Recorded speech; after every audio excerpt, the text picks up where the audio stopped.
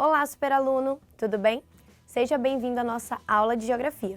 Eu sou a professora Ana Beatriz e hoje nós vamos conhecer o que é território, termo tão usado na ciência geográfica. E por que compreender o território? Qual a importância das delimitações territoriais? Vamos responder essas e outras perguntas hoje. Aposto que você já deve ter ouvido a frase, sou o dono desse território. Vamos então entender qual é essa relação. Para início da conversa, eu vou te passar alguns termos que nós, geógrafos, conhecemos dentro da ciência.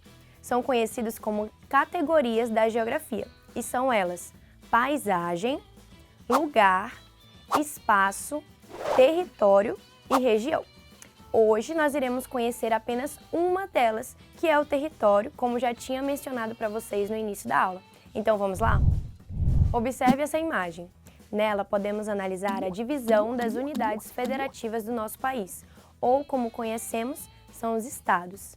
Dentro de cada um existe um chefe de governo, que é quem vai gerir aquele espaço. Dessa forma, podemos definir o território, que está diretamente ligado ao poder de alguém.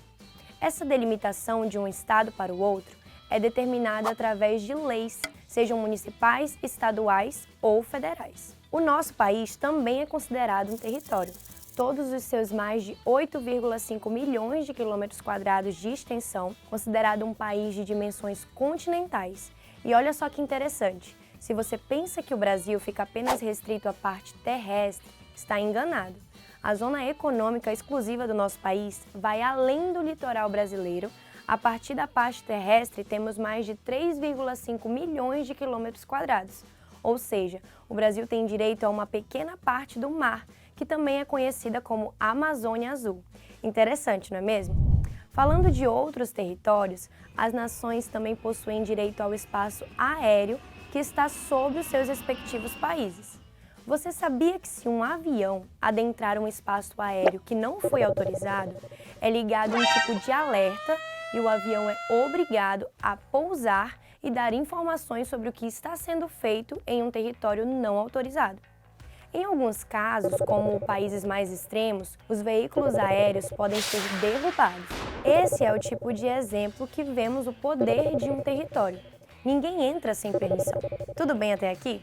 Vamos conhecer um pouco do nosso território? O Brasil possui 5 grandes regiões administrativas: Norte, Nordeste, Sul, Sudeste e Centro-Oeste. E nessas regiões estão presentes 26 estados e uma unidade federativa, que corresponde ao Distrito Federal, cuja capital Brasília é também a capital brasileira. Além disso, o país possui mais de 5.570 municípios. A título de curiosidade, o Amazonas, por exemplo, possui apenas 62 municípios.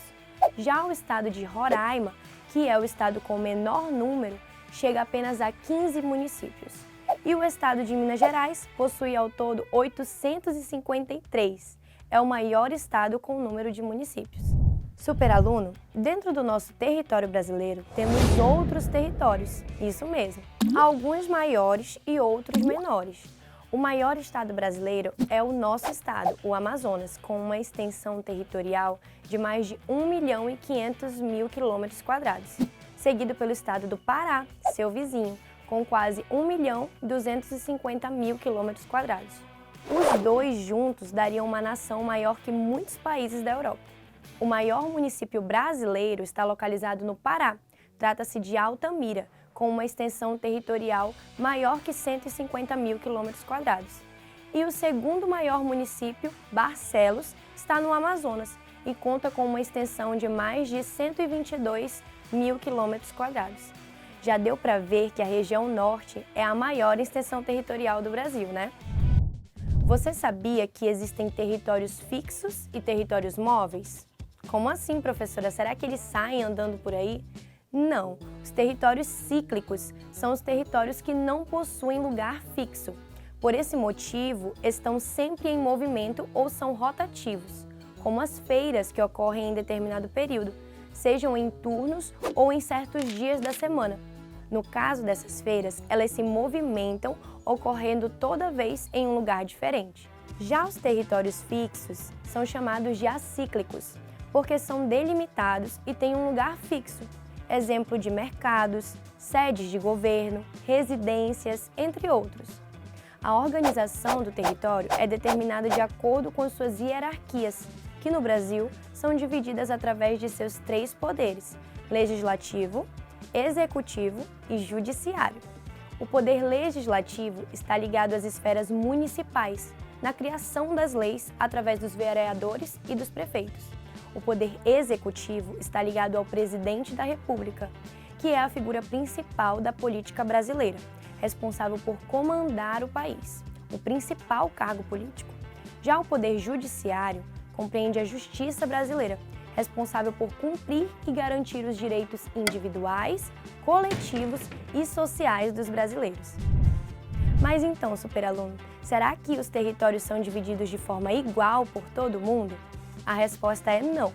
Em diversas partes do planeta existem povos brigando e reivindicando pelo direito ao uso do território em que estão situados. Isso é um reflexo de processos de colonização realizados por países imperialistas no passado, que acabaram deixando suas marcas. Mas então, superaluno, em relação ao Brasil, o país nem sempre possuiu essa extensão territorial, certo? Com o passar dos anos, isso foi mudando. O país ganhou faixas territoriais, assim como perdeu. Isso faz parte da grande dinâmica territorial que aconteceu no passado e contribuiu para que o nosso país fosse assim nos dias de hoje. Superaluno, na nossa aula de hoje, podemos compreender como funciona a organização e distribuição no nosso território. Percebeu como o território brasileiro possui grandes concentrações de terra e como essas terras são divididas de forma diferente? Eu trago um super desafio para você. Ao longo desta aula, abordamos a categoria geográfica do território, e o lugar que você mora também pode corresponder a um território. Sendo assim, o desafio de hoje vai ser você desenhar as casas que compõem a sua rua, desenhando a sua casa e as residências próximas a ela, delimitando cada uma de acordo com as suas divisões. Você pode postar nas suas redes sociais e marcar o perfil da Super Ensino. Eu vou ficar aguardando os desenhos de vocês. Superaluno, espero que tenham gostado da aula de hoje. Continuem acompanhando a nossa plataforma e compartilhem o que aprenderam hoje. Até a próxima!